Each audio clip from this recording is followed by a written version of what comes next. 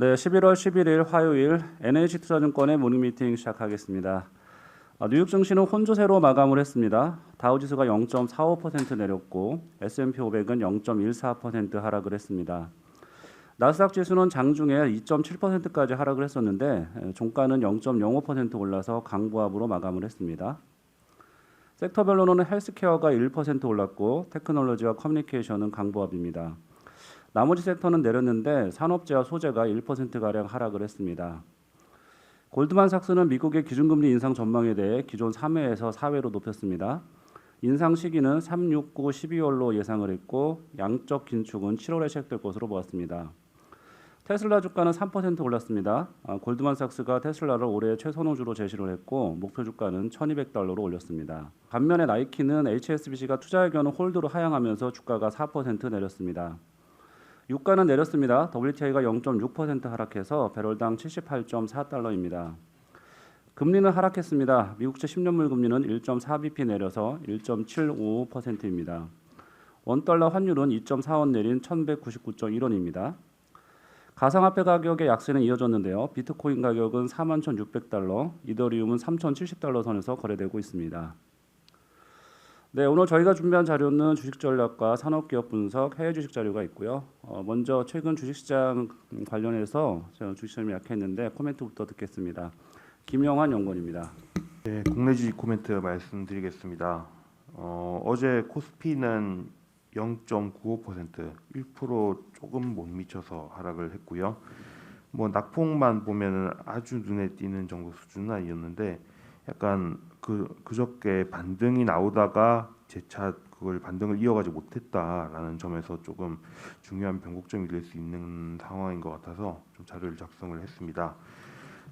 어제 눈에 띄는 건 두 가지인데요. 하나는 주로 국내 기관, 특히 국내 기관 중에서도 금융투자계 자금의 매도가 하락을 가져왔다라는 부분이고요. 두 번째는 시가총액 상위주 대부분이 하락을 하는 가운데서 금융주 강세가 굉장히 두드러졌다라는 부분이에요. 그러면 이게 의미하는 바는 뭐냐? 최근에 미국의 연준이 좀 조기 긴축을 좀 강하게 할 거다라는 걱정 때문에 미국 10년물 금리가 올라가고 있고 이 영향에서 한국 주식도 자유롭지 않다라는 게 첫 번째고요. 두 번째는 하지만 직접적으로 국내 주식을 끌어내린 수급 주체가 외국인은 꼭 아니었다. 국내 오히려 금융투자계 자금이 더 셌다라는 부분입니다.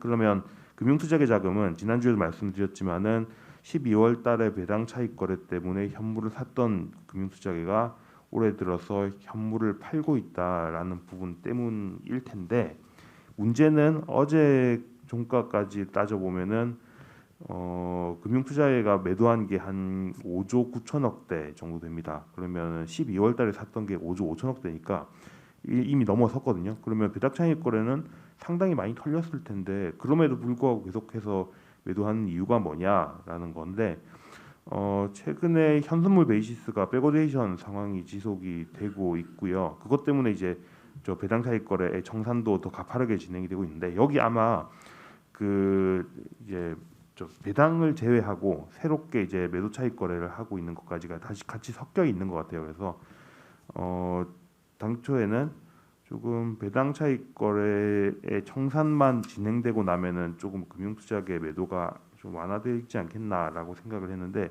조금 더 진행될 수 있겠다라는 생각은 듭니다. 다만 이제 이거는 결국은 차익 거래 때문에 현물을 팔게 나오는 거니까 이런 요인 때문에 파는 자금 같은 경우는 원래는 계속해서 주식시장의 하락 압력으로만 작용하지는 않죠. 왜냐하면 다른 요인이 없는데 기계적 매도 때문에 나오는 거니까 결국은 저가 매수가 들어오면서 받쳐주는 현상이 생기기 때문에 단기적으로는 매도 압력 자체는 지속이 될 거다. 하지만 이 부분 때문에 계속해서 지수가 밀리기보다는 조금 전저점에 가까워질수록 지지력이 강해질 거다라는 생각 정도가 듭니다. 두 번째는 이제 연준의 긴축에 대한 걱정인데요. 지금 연준이 굉장히 긴축의 스탠스가 시장이 많이 강하게 반영을 하고 있고요.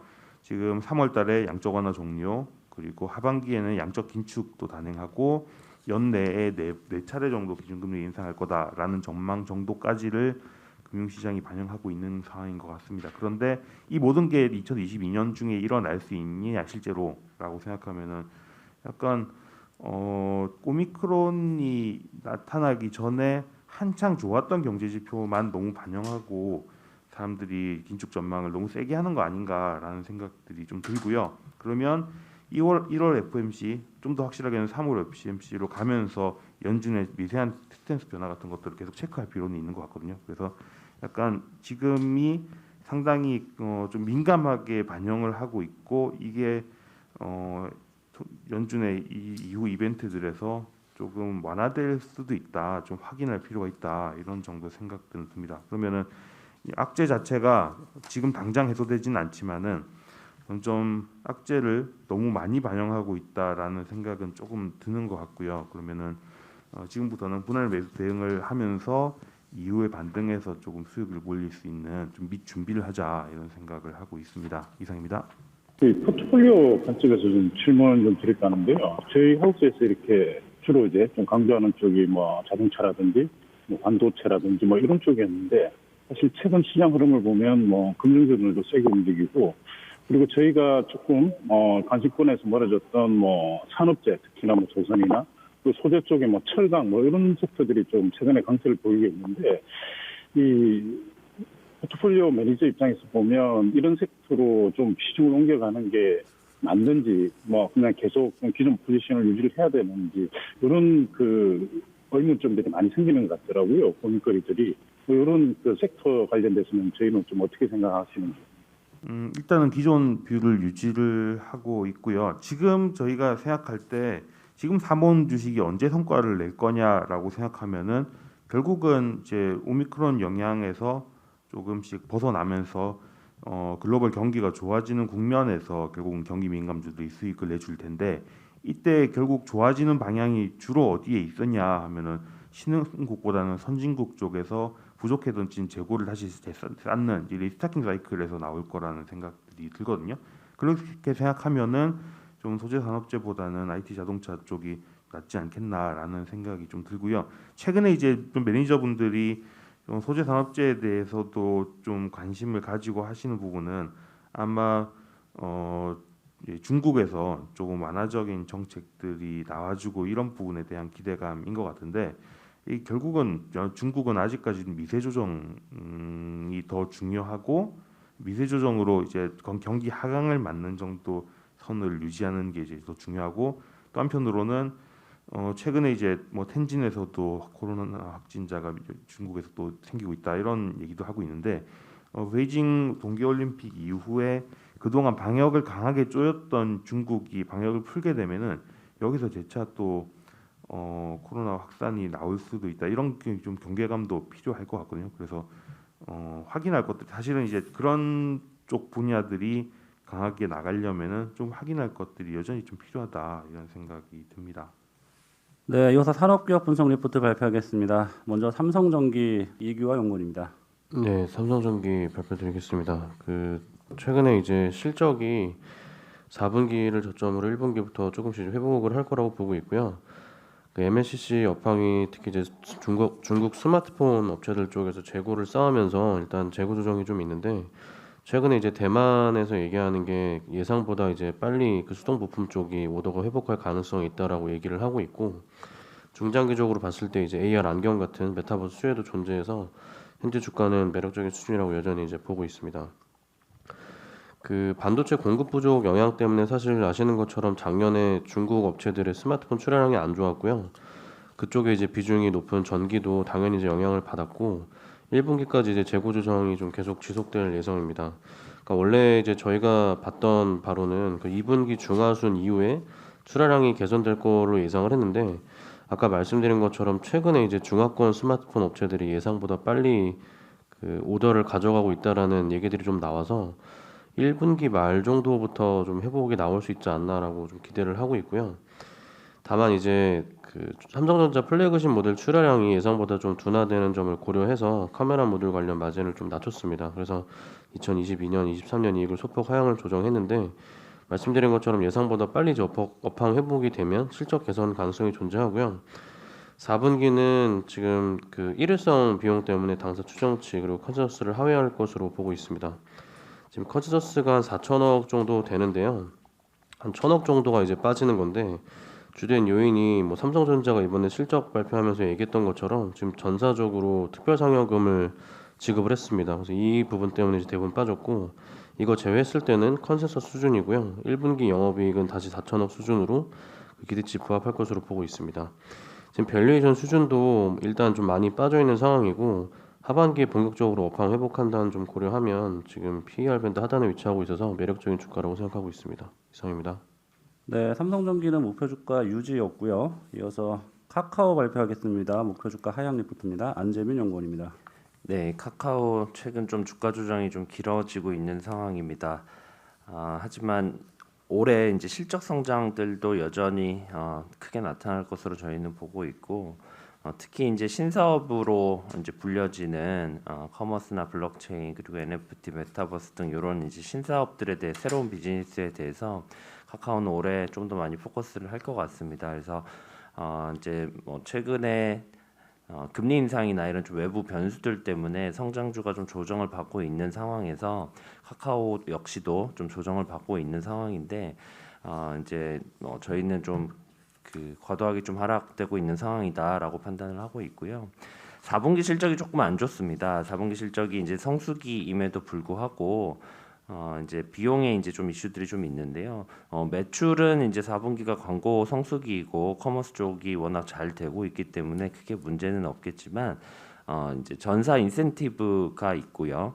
그다음에 마케팅 비용이 동반해서 좀 상승하는 효과들이 좀 있습니다. 거기에다가 그 두나무를 투자했던 카카오 벤처스 펀드가 좀 청산이 되면서 여기 성과가 사실 좀 어마어마하게 났습니다. 뭐 아시는 대로 이제 카카오가 20% 가까운 지분을 가지고 있는데 최근에 이제 그 디트와 가격대를 보시면 거의 4조 가까운 이제 지분 가치가 있습니다. 그래서 이 부분들에 대한 성과 인센티브가 좀 크게 반영이 될 거여서 일회성 이 비용이 조금 일부 발생을 할 수 있습니다. 그래서 이 부분들 감안해서 목표 주가 좀 하향 조정했습니다. 이상입니다. 네, 이어서 건설 대우건설과 DLENC, 현대건설, GS건설 같이 발표하겠습니다. 이민재 연구원입니다. 예, 건설업종 최근에 이제 좀 리바운드 있었습니다. 네, 기본적으로 3월을 저는 조금 지나야 좀 적극적인 의사 판단이 을 할 수 있지 않을까라고 보고 있고요. 뭐 전반적으로 3월 대선에 대한 리스크, 그다음에 뭐 전반적으로 부동산 시장에서 계속 확산되는 미분양, 그다음에 건자재 관련된 뭐 수급이나 가격 인상 이슈들이 1분기 내내 좀 지속될 수 있다라고 보고 있기 때문에 일단은 3월을 좀 지나서 저희가 좀 적극적으로 판단을 할 수 있는 시점이 오지 않을까라고 보고 있습니다. 그래서 건설업종 내에서는 저희 여전히 최선우주로 현대건설 제일 좋게 보고 있고요. 그다음에 DLENC나 GS건설, 그다음에 밸류에이션 측면에서 대우건설 이렇게 좋다라고 보고 있어서 관련 자료들 좀 작성을 해봤습니다. 일단 먼저 현대건설 말씀드리면요. 일단 계속적으로 올해도 주택 성장 좀 이루어질 수 있다라고 보고 있고요. 그다음에 해상풍력 외에도 원전 SMR까지도 확장하고 있고, 그다음에 현대엔지니어링 상장이 1월 말에 이제 뭐 기관 수요 예측이나 2월 초에 일반 청약 통해서 이루어질 걸로 보고 있습니다. 그때 상장으로 인해서 불확실성 등이 제거될 수 있기 때문에 현대건설 이런 투자 포인트로 제일 좋다라고 말씀을 드리고요. 그다음에 DLENC 같은 경우에는 1월 초에 러시아에서 플랜트 관련된 수주가 있었습니다. 뭐 건설 빼고 EP만 해서 1.6조 원 정도 되는 규모이고요. 러시아에서 일단 수주를 받았다는 거, 그다음에 DLENC 자체가 2010년대 중반 이후에 이런 플랜트 쪽에서 대규모 수주를 받았다는 거는 좀 의미가 있다라고 보고 있어서 그거에다가 이제 주주 환원 정책들이 시작되는 거 생각해봤을 때 밸류에이션 측면에서의 매력 충분히 있다라고 판단을 하고 있습니다. GS건설 같은 경우에도 올해 분양 목표 작년에 이제 3.5만 세대 착공 정도를 하면서 유의미한 주택 성장이 올해부터 좀 나타날 수 있다고 보고 있고요. 그다음에 올해는 GS 이니마 상장도 좀 계획이 되어 있는 상태입니다. 그래서 이런 이니마 상장들까지 실적과 그다음에 자회사들의 어떤 가치 상승 저희가 좀 볼 수 있을 것 같습니다.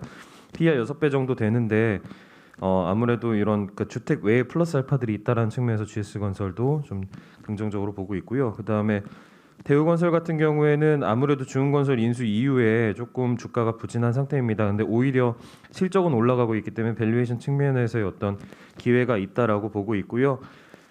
2022년에도 이제 분야 확대되면서 주택 쪽에서의 매출 성장이 나타날 거고, 그다음에 나이지리아 LNG 에커 플랜트 관련된 매출 본격화나 해외 원전 수주 가능성 등이 있습니다.